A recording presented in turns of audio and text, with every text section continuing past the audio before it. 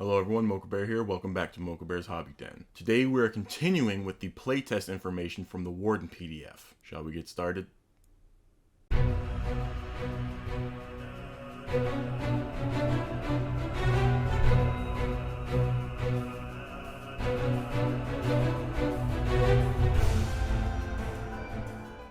So to those of you new to the channel, this is a part 2 to a video I did last Sunday on a playtest PDF given to us by Homebrewed Games from their upcoming 5e resource book called Guardians of Secret and Shadow. In the video, I went over the playtest information for the new Ranger substitute called Warden and its subclass. Well, the playtest also gave us 2 other things listed in it, a new toolkit and a new faction that you can join.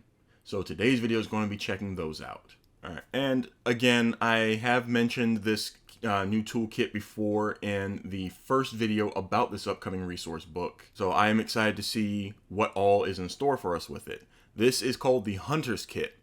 A Hunter's Kit includes small bells, weights, string, hooks, needles, nails, pouches, and pots carrying various scents, and a small knife, hammer, and hatchet. Each kit contains 10 uses. You can expend one use with 5 minutes of work to create a lure, snare, or trap for a tiny creature. Creating a lure, snare, or trap for a larger creature doubles the time required for each size category of the target creature above tiny and increases the number of uses you must expend by 1 per size category above tiny. Alternatively, you can expend one use with 5 minutes of work to create an alarm for any size creature. You can purchase 10 additional uses of your Hunter's Kit for half the price of the full kit, which increases the weight by half. If you are proficient with the Hunter's Kit, you know how to create alarms, lures, snares, and traps using natural materials found in most environments rather than expending uses of your Hunter's Kit. Doing so is a time-intensive process, requiring twice as much time as when using a Hunter's Kit. The GM may declare some environments are devoid of materials needed to craft alarms, lures, snares, or traps this way. Where applicable, the DC for your Hunter's Kit is 8 plus your proficiency bonus plus either your intelligence or wisdom modifier, your choice. Lures. You can set lures using different elements found in your Hunter's Kit in nature or elsewhere. A lure consists of a sight, sound, or scent that targets a creature type within line of sight, hearing, or scenting of the lure. If you attempt to lure a creature other than a beast, you may need different materials that cannot be found in nature. For instance, a lure for an aberration may require an alchemical compound produced in a laboratory. Any appropriate creature sensing the lure must make a Wisdom Insight check against your Hunter's Kit DC. Success indicates the creature is not drawn to the lure, and if it succeeds by 5 or more, it recognizes the lure as an artificial creation. Okay. Failure means the creature moves toward the lure at its normal speed. This is not magical compulsion, and a creature sensing a lure will not knowingly move into danger to approach it. A creature can repeat the ability check when it approaches within 30 feet of the lure. Snares. A snare is a device for catching and holding creatures. You can set snares using different elements found in your Hunter's Kit, in nature, or elsewhere. A snare requires a trigger to activate. You can expend one use of your Hunter's Kit to create a trigger, or manufacture one using natural materials with 10 minutes of work. Setting the snare requires 1 minute of work and a DC 15 intelligence or wisdom check, your choice, with your Hunter's Kit. Setting a snare for a creature larger than tiny increases the DC by 1 for each size category above tiny the intended creature is. When you create the trigger, you designate one adjacent space as the trigger space. A creature approaching within 30 feet of the snare, or within line of sight if that distance is shorter, can make a wisdom perception check to notice it. When a creature moves into or through the trigger space, the snare snaps tight, restraining the creature unless it succeeds on a dexterity save against your Hunter's Kit DC. A restrained creature can make a strength saving throw at the end of each of its turns to try to escape. The GM may instead allow a creature to make an intelligence saving throw to determine if there is another way to escape the snare, like untying a knot. Some snares might not be easily escaped. If the creature fails 3 saving throws attempting to escape, it is restrained until released by another creature. At the GM's discretion, a restrained creature can attempt to attack the mechanism restraining it. The attacks are made with disadvantage for being restrained, and the snare has AC and HP determined by the GM based on the strength of the materials used. Traps. You can create traps using items found in your hunter's kit in nature or elsewhere.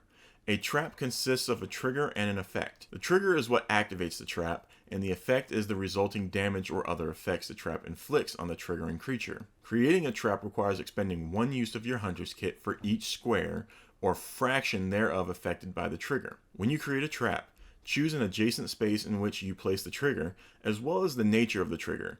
You can designate a small area if you wish, as long as it is appropriate for the type of trap you construct. The trigger and effect are often in the same space, but not always.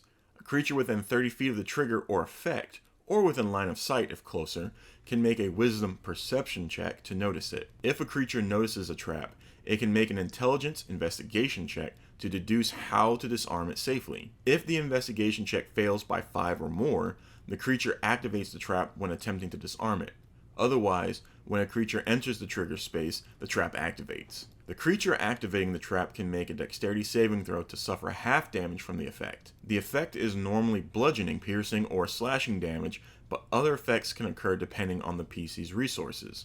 For instance, a swinging tree branch lined with spikes may cause piercing damage, a falling rock may cause bludgeoning damage, a projected needle may be coated with poison, or a tripwire may dump alchemist's fire on a creature. You should describe how the trap generally works and whether it is using spikes, blades, a blunt object, or some other method to deal damage. Building the trap takes 10 minutes of work per square covered by the trigger. The GM can increase this time for particularly complex traps. The base damage for a trap is 1d6, not counting additional effects like poison. You can increase the damage by another 1d6 for each additional 10 minutes you spend refining it, up to a maximum number of d6s equal to your proficiency bonus, plus your intelligence or wisdom modifier, your choice. The GM may increase the base damage depending on the circumstances and the specific materials used. After being triggered once, a trap may be able to be reset depending on its construction, GM's discretion. Resetting a trap requires half the original time it took to create it. If the trap is discovered and disarmed instead of being activated,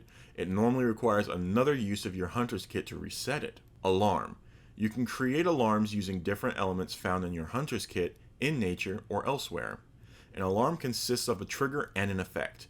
The trigger is how the alarm is activated and usually requires a creature to move through the triggering space. The effect of an alarm is creating a visual or audible signal to nearby creatures, or sometimes both. Also, an alarm may be constructed to cause a silent, tactile signal. You must describe the type of alarm you create, though you are not required to explain details of all the mechanics. When creating an alarm, you designate up to 4 contiguous spaces as trigger spaces for each use of your hunter's kit you expend. An audible alarm is typically heard up to 60 feet away, though you can increase the distance by 60 feet for each additional use of your hunter's kit you expend. Visual alarms are viewable to the limit of sight. The distance at which other types of alarms give their signal must be adjudicated by the GM. A string around a campsite that pulls your hand may only be viable within 20 feet, for instance. If the trigger and effects are more than 30 feet apart, you must extend another use of your hunter's kit for each additional 60 feet of distance between them. A creature within 30 feet of an alarm's trigger or effect can make a wisdom perception check to notice it. If a creature notices the alarm, it can make an intelligence investigation check to determine how to deactivate the alarm. If the investigation check fails by 5 or more, the creature triggers the alarm when attempting to deactivate it. A creature aware of an alarm can make a DC 8 strength, athletics, or dexterity acrobatics check, creature's choice, to move through it without activating it. And then we are on to the new faction, Order of the Black Arrow. The Order of the Black Arrow is a well-established, respected brotherhood and sisterhood of wardens, rangers, and other noble warriors often found in the wild places of the world. The organization is founded on the idea that truth, freedom, loyalty, and benevolence should prevail through all realms. The Order teaches the path to these ideals is through good deeds, honesty, friendship, and courage. Although the Order does not exclude spellcasters, they emphasize the importance of trades, skills, knowledge of people and the world at large, and especially wise applications of those practical endeavors to achieve one's goals and lead a happy life. So while members recognize magic as a useful tool, the Order tends to attract those who make their way through life with only a touch of it, or even those without magical talent. History. The founder of the Black Arrow was a legendary warden known as Alman Curis. More than 200 years ago, Alman led the small fortress garrison of Northgate. Under his leadership, The humans, dwarves, halflings, and scattered other residents of the fortress endured one of the harshest winters on record. At the same time, they suffered repeated assaults from numerically superior enemy hordes. The weather, location, and terrain delayed reinforcements through most of the winter. Using only his wits, knowledge of the land, and courage, Ullman kept those under his command fed and ready to respond to the enemy. He is known to have led multiple expeditions outside Northgate, both to gather resources and for counterstrikes against the enemy. In the end, Northgate held, but Ullman died fighting. In the wake of his death and the arrival of fresh reinforcements the following spring, the remaining officers of the garrison formed the Order of Black Arrow. Recognizing that only Ullman's skill and courage kept them all alive, the order was dedicated to preserving and fostering those traits of their fallen leader that served to protect the people so well. Joining the Order of the Black Arrow.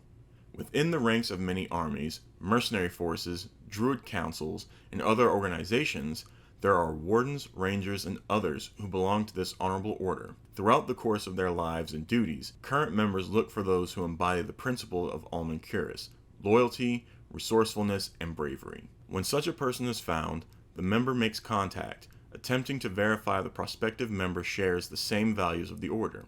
If so, the member makes an offer of sponsorship. These offers are rarely refused. After all, anyone exhibiting the core tenets of the orders will naturally be drawn to the camaraderie of those with the same principles. After the membership is accepted, the prospective member travels with a Black Arrow for a time. The trial period can be anywhere from a few weeks to months. During this time, the candidate's performance is continually evaluated while they are taught the history of the organization. While none of the order's lore is secret, it is obscure. Most is recorded secondhand or passed along through word of mouth. Records detailing events involving Black Arrows tend to be written by others with different interests who only mention the order's involvement as it pertains to their primary area of interest. Thus, even bards and scholars rarely know the details conveyed to the new members. The process of learning those details serves two functions. First, it shows the candidate is capable of learning and willing to do so. Second, it instills a sense of legacy in the candidate as they will carry on the traditions of the honorable organization. In game terms, anyone of 3rd level or higher who performed an act of selfless bravery, good judgment, and perseverance, and who exhibits continual qualities of good character, can receive an invitation to join the order. Particular attention is given to those who performed good deeds against terrible odds with only mundane resources. After being instructed by another Black Arrow, the candidate can apply their proficiency bonus to any ability check using the history skill when it directly applies to the Order of the Black Arrow. Due to the obscure nature of the organization's history, only those proficient with the history skill can attempt ability checks regarding the Order's lore, and those checks are made with disadvantage if the character is not a Black Arrow. The Oath of the Black Arrow. There is no magical compulsion forcing members to adhere to a code of conduct. Each member is responsible for their own actions. While some see the honor system as a flaw, the truth of the matter is that members tend to hold themselves to a higher standard than most others ever will. Order members understand they propagate the legacy of a long, proud tradition forged through suffering and sacrifice. Few would sully such a reputation. Appropriately, the ceremony of membership is a personal oath spoken in front of a gathering of members, and sometimes significant allies. Much of the oath is devised by the new member, ensuring each new Black Arrow speaks words they know, believe, and intend to fulfill. However, as part of their oath, all members recite the words of Ullman to his comrade just before he died. "I will stand beside you to the very end. With my final breath, I will shout a warning. With the last of my strength, I will carry you through fire to safety on the other side. I will spend the last of my life fighting by your side, my brothers and sisters, in this battle, and all those to come. Together, we fight the good fight and hold back the tide of darkness and tyranny for another season." Members of the order normally carry or wear the emblem of the Black Arrow. Some even tattoo it on themselves. It is a mark of pride and often prestige. Members are recognized as trustworthy associates and skilled companions. Without knowing a Black Arrow, the mark is one of the simplest ways to identify a member. In some cases, when a member wants to test another, questions about Ullman or other prominent Black Arrows are usually posed. This usually includes the date and location of the member's oath and other members present, obscure history of the order, and reciting the oath and Ullman's speech. Sought out and welcomed. While members of the order are above being bribed, requests for aid are common. Rulers of all stature know the value of warnings carried by black arrows, as well as how useful their assistance can be in emergencies. So, members are given the freedom to roam, sometimes even when others are not. Rulers who harass black arrows find their lands bereft of their services. Those who kill black arrows attract the vengeance of cunning, resourceful, capable, elusive enemies. More than one arrogant monarch came to regret their treatment of members of the order. Such stories serve as warnings to others. Gathering when trouble appears. Black arrows know that when serious trouble arises, something large enough to threaten a kingdom or region, they gather on the first night of the full moon, away from civilization. Members who recognize each other pass along word of the meeting location. Though the location is not a secret, outsiders are generally not welcome, so it is considered confidential information. For those who may not receive word of the meeting, senior black arrows in the area create a grand bonfire, burning a specific combination of wood and herbs that release a distinct smell for miles. Members scenting the bonfire know to search it out and join the meeting. Once gathered, introductions are made, information is shared, and plans are devised. Often this meeting is just the first step in a long, difficult fight. Of course, such situations are the chosen lifestyle of the Black Arrows. All contribute as they are able. These meetings frequently take place at the meeting grounds of the local Druidic Council or on the chosen lands of a local Druid. Even if the Druid is not a Black Arrow, the Order and the Councils are on excellent terms and assistance is always provided. Natural allies. The Order of the Black Arrow has a long-standing, favorable alliance with members of the Druidic Wandering Council. See Druids, Secret of the Primal Circle for more details. While the Order focuses more on sapient creatures and civilized folk, and the Druidic Council focuses more on natural creatures, there is significant overlap in their areas of interest. The two align strongly with regard to protecting and preserving the natural environments of the world. Both groups vehemently detest undead, fiends, and otherworldly corruption in general. Both agree that a certain level of civilization is acceptable, but when it becomes particularly voracious, some pruning may be required. When members of the Order of the Black Arrow and Wandering Council come together, it is almost always a friendly meeting. They often joke that the Druids would be members of the Order if they were tough enough, and the Black Arrows would be Druids if they knew enough magic. Of course, there are a few Druids who do, indeed, join the Order, and a few Black Arrows that have found their way into the Wandering Council, so all involved recognize the tongue-in-cheek nature of the banter. Enemies by the score. While the activities of the Order are lauded by peaceful people, those with violent demeanors find themselves at odds with Black Arrows. Whether dangerous bandits, raiding giants, marauding humanoids, rampaging raiders, or simply particularly violent locals, groups and creatures that threaten peaceful regions make enemies among the Order. Sometimes, such savage groups go so far as to hire assassins or send hunters to kill known Black Arrows in an area, perhaps out of revenge, or perhaps as a preemptive measure. For their part, members of the Order accept these consequences as the burden of their duty. As Alman Curis once said, "You know you're doing something right if you make the right enemies. And you know you're doing something wrong if your enemies are the Black Arrow." While there is no shortage of foes for members of the Order, there is occasionally an entirely different type of enemy. At times, outsiders claim membership to use or abuse the prestige afforded to members. Anyone foolish enough to falsely claim membership will inevitably be caught and punished for it. The presence and activities of a Black Arrow is always mentioned to others. Sooner or later, the lie will catch up with the liar. The form of punishment depends on the actions of the false member. Anything from a stern warning to execution will be enacted, depending on how well or how badly the liar misused the reputation of the Black Arrow. False Black Arrows have the names passed along to the other members, ruining the reputation of the liar forever to those in the Order. In game terms, anyone caught lying about their membership makes all future charisma-based checks against members of the Order with disadvantage. This penalty may spread to those who particularly respect the Order, such as those saved by the actions of a true member. So, this is really cool. Again, this is playtest material for the upcoming 5e resource book, Guardians of Secret and Shadow. Definitely try these out in your games. Comment down below what your experience with it is, what you think. Link again to this PDF, to the upcoming Kickstarter project link, as well as any of the social media will be down in the description box below. Please feel free to reach out, give them a follow. Again, I have nothing but good things to say. I am absolutely in love with this Order.